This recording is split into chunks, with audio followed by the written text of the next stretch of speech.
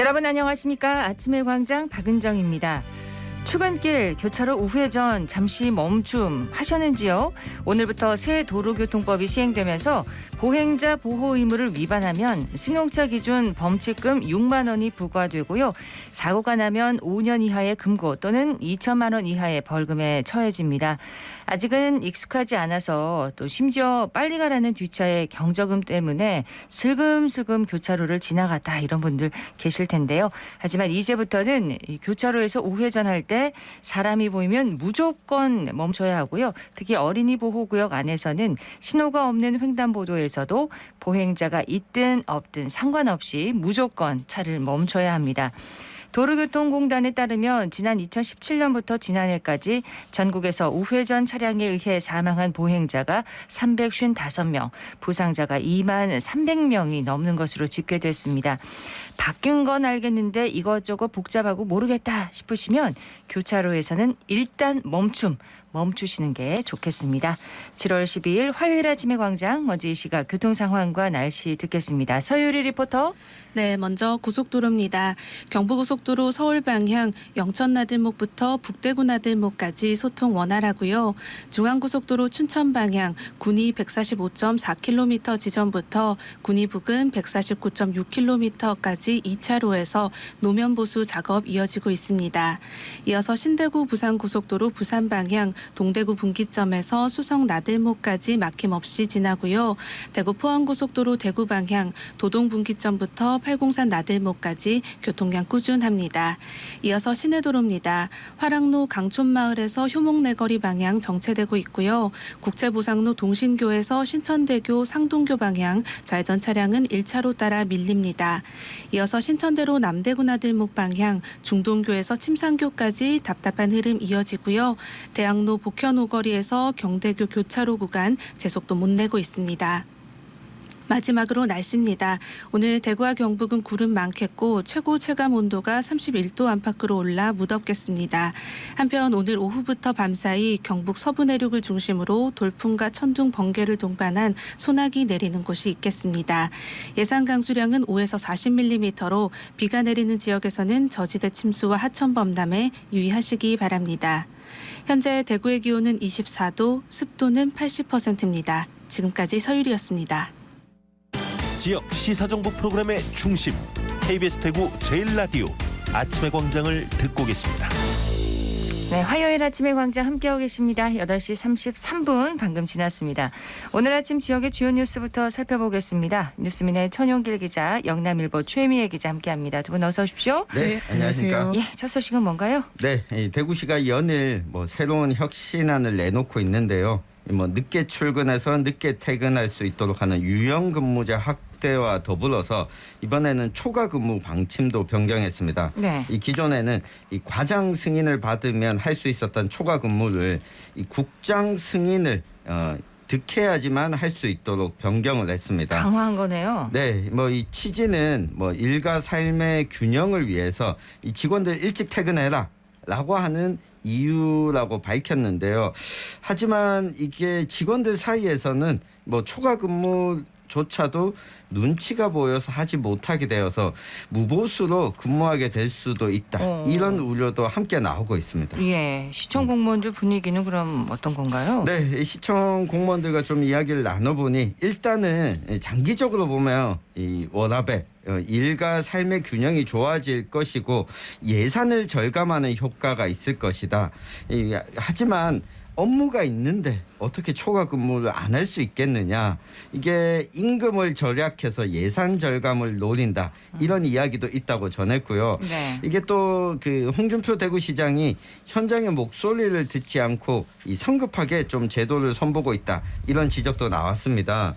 왜냐하면 이게 국장급의 승인을 받도록 하게 되면 대구시장의 지시지 않습니까? 그렇죠. 만약 업무가 많은 부서더라도 국장이 이 부서의 이 초과 근무 할당 수치를 좀 줄이는 방향으로 이 시장의 지시 방향에 따르기 위해서 이 업무를 지시하지 않을 수 있거든요. 네. 이렇게 됐을 때 실제 업무는 하면서도 초과 근무는 하지 않는 이런 무보수 상황이 벌어질 수 있다는 것도 지금 우려의 목소리가 나오고 있는데요.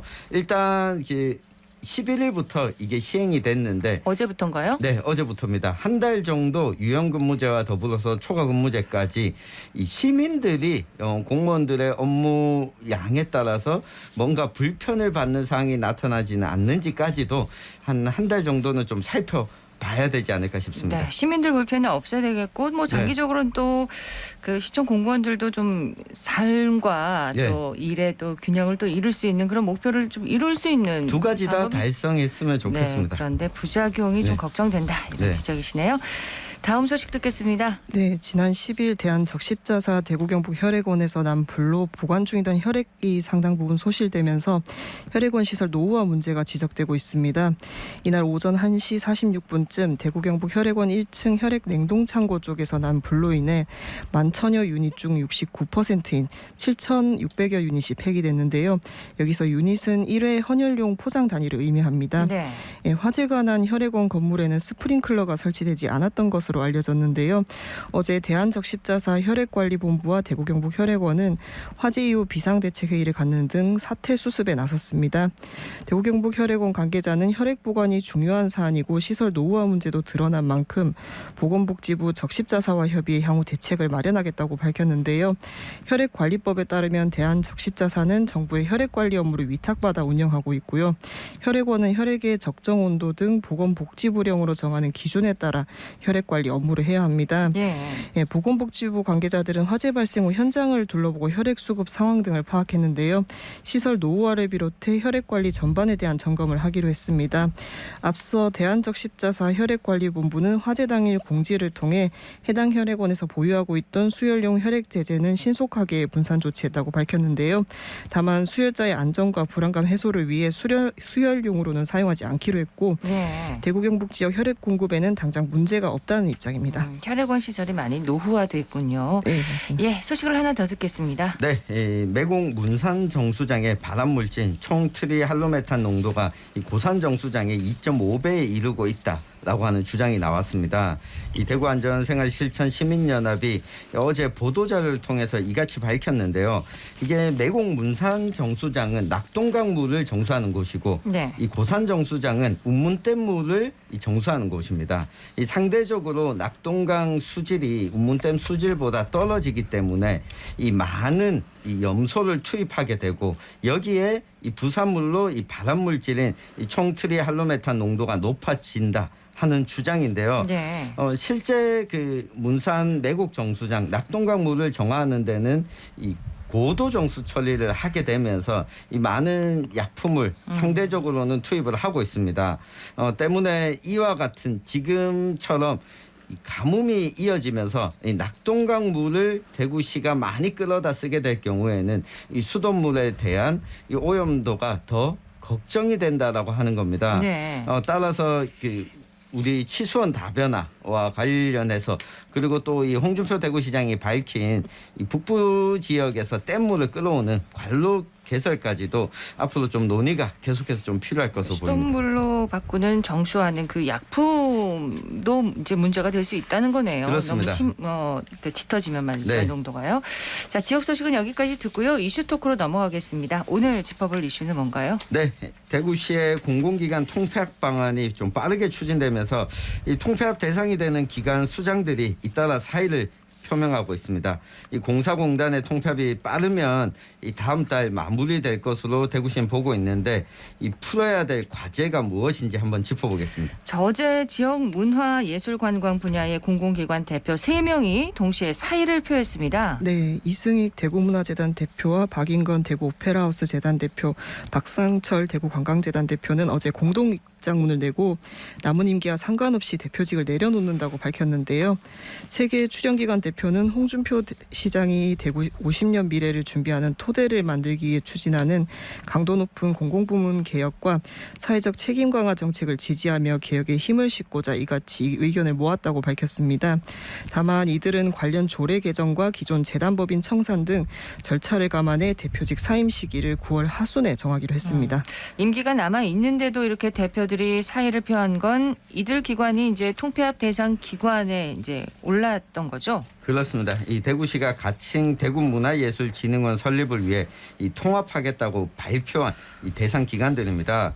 이 세 기관을 통합하면서 대구시 산하의 사업소인 문화예술회관, 콘서트하우스, 대구미술관, 방자유기박물관, 근대역사관, 향토역사관 역시 흡수해서 운영할 계획입니다. 네. 이 대구문화재단의 이 대표 임기가 내년 7월, 대구 오페라하우스 대표는 임기가 올해 10월, 대구관광재단 대표는 오는 2024년 1월까지가 임기였습니다. 내년 2월 임기 만료인 이철우 대구 콘서트하우스 관장 역시 이 대구시로부터 이 사직서를 제출할 것을 통보받은 것으로 전해졌습니다. 근데 이 이철우 관장, 대구 콘서트하우스 관장은 사직원 서명을 거부한다는 뜻을 밝혔다고요? 네, 맞습니다. 어제 기자들에게 입장문을 보냈었는데요. 이철우 관장은 시의 개방직 공무원 신분인 만큼 면직 명령에 대해 수용은 하겠지만 음악인의 한 사람으로서 대구 클래식 음악의 위상이 이렇게 실추되는 무리한 조직 개편에 찬성할 수 없다며 이 같은 조직 개편을 인정하는 의미의 사직원 서명은 음악인의 양심상 허락하지 않아 거부하기로 결정했다고 밝혔습니다. 네. 자, 그러면 이제 해당 그 대상 기관들은 분위기가 어떻습니까? 네, 다소 어수선한 분위기인데요. 직원들은 우선 처우 문제가 어떻게 정리될 것인가에 대해서 관심이 많습니다. 문화예술진흥원으로 합쳐지는 출연기관과 시사업소는 총 6개인데요. 근무하는 직원들의 급여 수준, 직급, 신분이 다양합니다. 또 각 기관의 고유 기능이 있는데 대구 문화예술진흥원으로 합쳐지면 현재 하고 있는 기능을 차별화하는 게 쉽지 않을 것 같다는 우려도 나오는데요. 그런가 하면 대구문화예술진흥원 설립을 체계를 정비하고 대구문화예술의 새로운 비전을 모색할 수 있는 기관으로 거듭나는 기회로 삼아야 한다는 얘기도 나옵니다. 네. 특히 수장뿐만 아니라 관리직도 특정 인물들을 중심으로 문화 권력화되었다는 지적이 적지 않습니다. 이를 위해 진흥원이 출범하면 내부적으로 그간 잘못된 관행이 다시 발생하지 않도록 감시 체계를 마련해야 한다는 의견도 나왔습니다. 자, 그러니까 이제 직원들 입장에서는 고용 승계 여부가 가장 큰 관심일 것 같습니다. 이 부분은 정해졌습니까? 네, 일단 고용 승계는 이뤄질 것 같습니다. 이 사의를 표했던 기관 대표들도 입장문에서 이 고용 승계 부분을 강조했고요. 홍준표 대구시장 역시 인수위 시절 이 발표를 하면서 고용 승계는 이 강조해서 발표문에 적어뒀습니다. 네. 대구시는 이 분산된 문화예술 기능을 한 곳으로 좀 모아서 시너지 창출을 도모하겠다라고 하는 방침인데 그렇더라도 이게 장르별 특성과 전문성을 최대한 살릴 수 있도록 하겠다고 밝히긴 했습니다. 다만 앞서 최 기자가 언급한 것처럼 각 기관들마다 직원들의 직급과 호봉에 따른 그러니까요. 급여 체계가 또 다르기 때문에 이 부분은 정리가 좀 필요할 것으로 보입니다. 예. 문화예술관광 분야 대표들 외에 다른 기관들의 대표들도 사의를 지금 속속 밝히고 있는 상황이죠? 네, 맞습니다. 지난 7일 임기가 3년이나 남은 정명섭 사장도 취임 3개월 만에 전격 사의를 표명했는데요. 지난 4월 22일 대구 도시공사 사장에 취임한 정명섭 사장은 민선 8기 공공기관 구조 개혁을 보면서 비록 취임한 지 2달이 조금 지나 임기 말까지 많은 시간이 남아있음에도 불구하고 대구 도시공사가 변화의 물결에 앞장서 새롭게 거듭나기를 바라는 마음으로 사퇴를 결심했다며 사퇴 결정을 공식화했습니다. 네.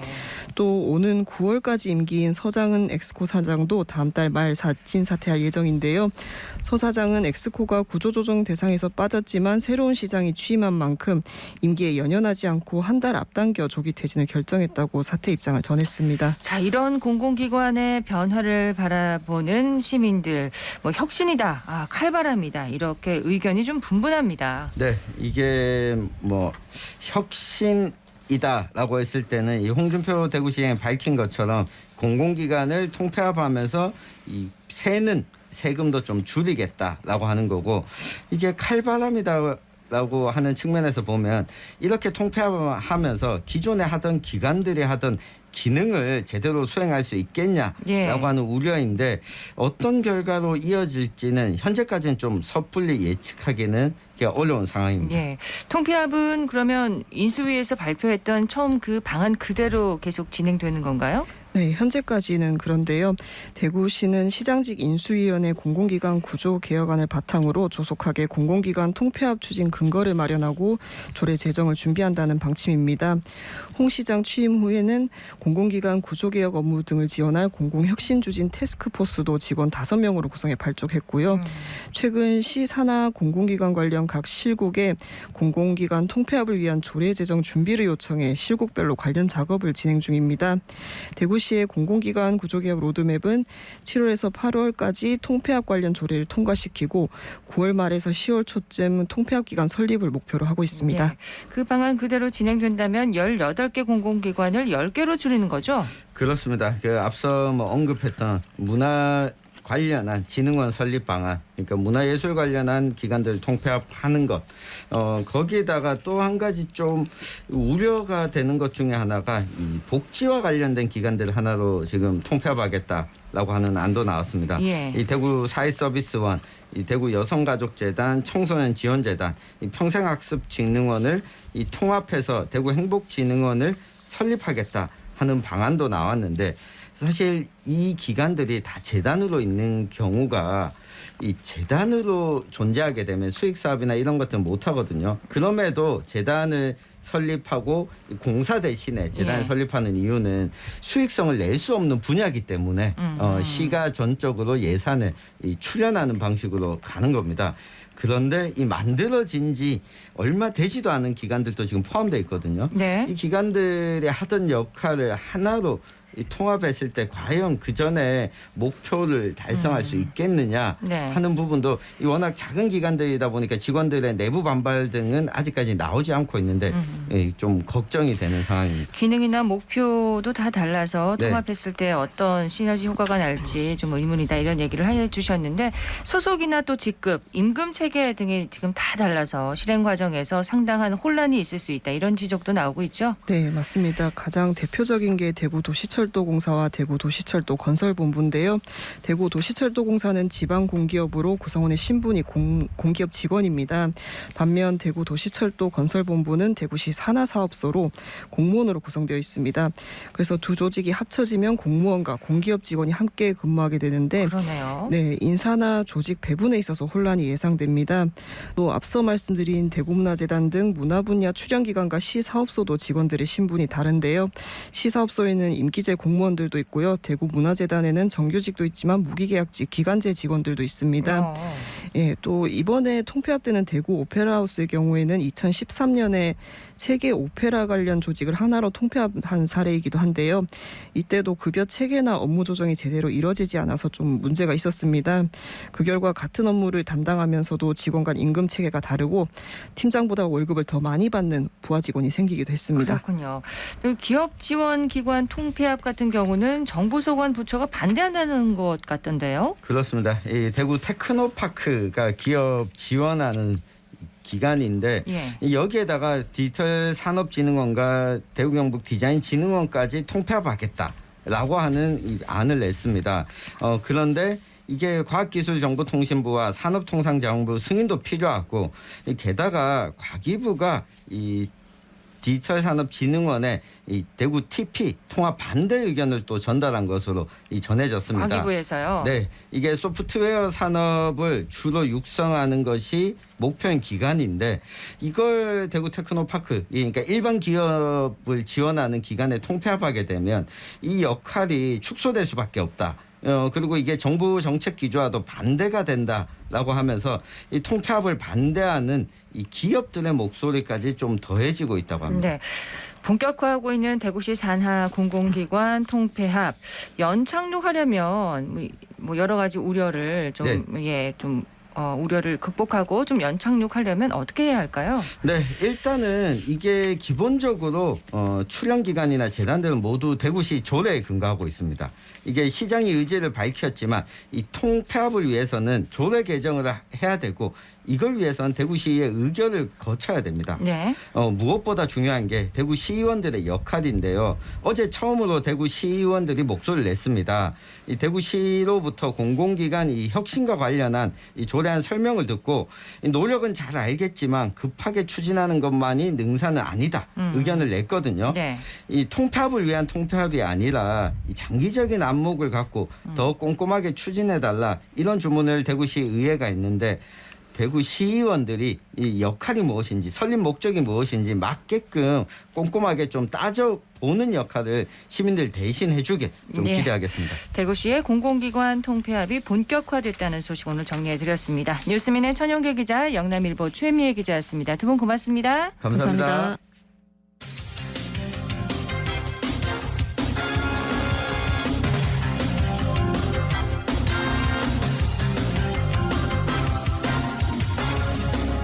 여덟 시 50분 지났습니다. 대구하면 무더위, 폭염으로 유명하죠. 대구시가 폭염에 관련된 신기술과 제품들을 만나볼 수 있는 쿨 산업전을 열었는데요. 그 현장에 안세진 리포터가 다녀왔죠. 네, 연이은 덥고 습한 날씨에 지친 분들 많으시죠? 엑스코에서는 지난주 수요일부터 금요일까지 폭염을 피할 수 있는 다양한 기술과 제품을 소개하는 쿨 산업전이 열렸습니다. 올해로 3회차를 맞은 이번 쿨 산업전은 기존의 전시와는 다르게 시민들이 참여할 수 있는 행사로 마련됐는데요. 엑스코 서정현 과장을 통해 쿨 산업전은 어떤 전시인지 또 기존의 쿨 산업전과는 어떻게 다른지 들어봤습니다. 대한민국 국제 쿨산업전은 데프리카 대구를 이제 쿨산업 선도 도시로 바꾸기 위해서 2019년에 시작해서 올해 이제 3회째를 맞았는데요. 이제 단순히 이제 폭염 대응하기 위한 기술뿐만이 아니라 환경 문제나 그리고 부족한 에너지 분야 이런 거 모든 걸 담고 있는 쿨산업 종합 전시회라고 보시면 됩니다. 쿨산업전은 이제 다양한 기업들이 이제 참가를 하는데요. 스마트 그늘막이라든지 클린 로드 시스템, 이제 안개 분사 시스템이라고 하죠. 쿨링 포구 시스템이 있는데 에어컨 그리고 선풍기 그리고 파라솔, 양산, 쿨도시 같은 일반 실생활에서도 사용할 수 있는 그런 제품도 있습니다. 일반인들이 생각지 못한 도로 포장재나 그리고 차열 페인트나 블럭 이런 것들이 있어요. 이전에는 이 전시회가 이제 쿨 산업 관련 전문가들만을 위한 전시회였다면 이제는 그 일반 시민들한테도 폭염에 대해서 고민 한번 해보고 함께 참여할 수 있는 그런 전시회로 이제 만들기 위해서 올해는 업사이클링 플리마켓이라든지 업사이클링 체험 행사 그리고 대구시의 정책 홍보 부스 같은 이런 일반 시민들과 공유하고 싶은 부분들도 함께 담고 있습니다. 이제 기업들이 이제 주최를 하지만 일반 시민들도 많이 참여할 수 있도록 그런 전시를 마련을 했네요. 네, 시민들이 참여하고 관람할 수 있는 재활용 플리마켓과 기상기후 그림 그리기 수상작 전시도 이뤄졌고요. 대구시와 기상청 등에서는 시민들이 쉽게 기후변화와 폭염나기를 이해할 수 있도록 설명하는 부스를 운영하기도 하면서 시민들의 공감을 이끌었습니다. 판매되는 산업 제품들도 주변에서 쉽게 만나볼 수 있는 제품들이 많았고요. 생활 속에서 다방면으로 사용할 수 있는 차열 제품들도 인기를 끌었습니다. 네. 현장 소리 담아왔습니다. 여기는 대구지방기상청 부스고요. 기후위기 관련 내용이 있고 폭염 영향 예보 대응 요령도 있고요. 그다음에 대구가 덥다 보니까 도심 속 기온 측정 관측하는 내용도 담고 있습니다. 대구시는 폭염으로부터 시민 피해를 최소화하기 위해 핫한 대구, 쿨한 도시라는 미션을 가지고 폭염 3대 취약 분야 집중 관리와 인명 피해 최소화에 초점을 맞춘 폭염 대응 종합 대책에 추진 중에 있습니다. 이뿐만 아니라 폭염 대응을 산업 신성장 동력으로 삼고자 쿨 산업을 육성하고 있습니다. 저희가 만졌을 때 안 뜨겁잖아요. 안 뜨거운 거는 철판 안에 공기까지 전달을 잘 안 해준다는 뜻이거든요. 실외기에서 가장 전기를 많이 사용하는 것은 컴프레셔라고 여기 그림상에 여기 있어요. 바깥이 뜨거워서 온도가 올라간다 그러면 냉매가 뜨거워지죠. 뜨거워지면 차가운 공기가 들어가는 게 아니라 미지근한 공기가 들어가게 된다는 거죠. 우리는 전자제품 보러 왔는데 에어컨이 갑자기 고장난 것처럼 안 시원했어요. 그래서 이거 혹시 한번 발라보는 거예요. 지금은 하루 종일 켜놔도 안 추워가지고 그래서 혹시나 싶어서 해보는 거예요. 예. 자, 전시에 참여하는 기업들도 자신들의 여름나기 기술을 선보일 수 있는 그런 뜻깊은 자리가 됐겠어요. 네, 이번 쿨산업전에는 폭염을 보내기 위해 사용하는 선풍기나 에어컨, 또 의류나 이불 등도 판매되고 있었고요. 아스팔트보다 온도가 낮은 친환경 흙블록, 기온에 따라 자동으로 작동하는 스마트 그늘막, 에어컨 실외기 기능 향상을 위해 사용하는 차열 페인트 등 많은 산업 제품들도 만나볼 수 있었습니다. 네. 이번 전시에서는 어떤 제품들 만나볼 수 있었는지, 또 선보인 제품들에 어떤 기술들이 활용됐는지 참여 기업들의 얘기도 이어서 들어보시죠. 실외기가 열을 많이 받는데 이 부분에 열을 낮춰준다면 전기 효율이 올라가거든요. 그러면 이제 지구도 건강해지고 소비자는 돈을 아끼고 뭐 그런 면에서 여러모로 다 좋아지는 그런 제품이라고 할 수 있어요. 일반 페인트 형식으로 됐기 때문에 롤러나 붓으로 3, 4회 정도만 칠해준다면 누구나 다 에너지 절약할 수 있는 그런 상품입니다. 아침에 해 뜨고 나서 온도가 15도 이상 올라가면 자동으로 이게 인식해서요. 그늘막이 자동으로 펼쳐져요. 저녁에 해가 지고 나면 또 얘가 자동으로 인식을 해서 그늘막이 닫히는 그런 스마트 그늘막 형식이거든요. 휴대폰이나 태블릿으로도 상태를 확인할 수 있고 닫힘이나 열림을 설정할 수 있거든요. 또 태양열 이용하기 때문에 따로 전기도 필요 없고 해서 스마트하게 사용할 수 있는 그런 그늘막입니다. 황토로 만든 건물에 쓰는 벽돌과 바닥에 쓰는 벽돌 이 두 가지를 만드는 회사입니다. 그 전도율이 워낙에 낮기 때문에 외부에서 있는 열들을 건물에 들어가는데 굉장히 시간이 많이 걸리고, 그다음에 내부에 있는 열들 지켜주니까 냉방이나 난방에 굉장히 효과가 있고, 바닥재도 보시면 온도가 저희 거는 42.5도, 이제 아스팔트는 54.8도잖아요. 온도를 덜 흡수하니까 도심지의 열섬 효과를 방지할 수 있는 그런 효과가 있습니다. 대구 지역에 생산되는 침구에 대해 가지고 저희들 인증 마크를 발급을 하는 그런 지원 사업을 하고 있거든요. 더운 도시 대구에서 시원하게 덮을 수 있는 이불이 이 무더운 여름에 시원한 이불로 편안하게 잘 지낼 수 있을 거라고 생각이 됩니다. 대구의 뜨거운 여름을 나기 위해서 쿨산업이 계속 발전하고 있는데요. 다양한 쿨산업 제품들을 통해서 이번 여름도 시원하게 날 수 있었으면 좋겠습니다. 네, 안세진 리포터였습니다. 네, 고맙습니다. 오늘 대구 경북 쪽 대체로 흐리겠습니다. 낮 기온은 26도에서 31도 분포로 어제와 비슷하겠고요. 경북 서부 내륙 지역에 오후에 5에서 20mm가량의 소나기가 내리겠습니다. 습도가 높은 후텁지근한 날씨가 이어지고 있습니다. 여름철에는 음식물 관리를 소홀히 할 경우에 2시간 이내에 식중독이 발생할 수 있다고 하니까요. 음식 보관에 각별히 유의하시기 바랍니다. 아침의 광장 오늘 순서 여기까지입니다. 박은정이었습니다. 고맙습니다.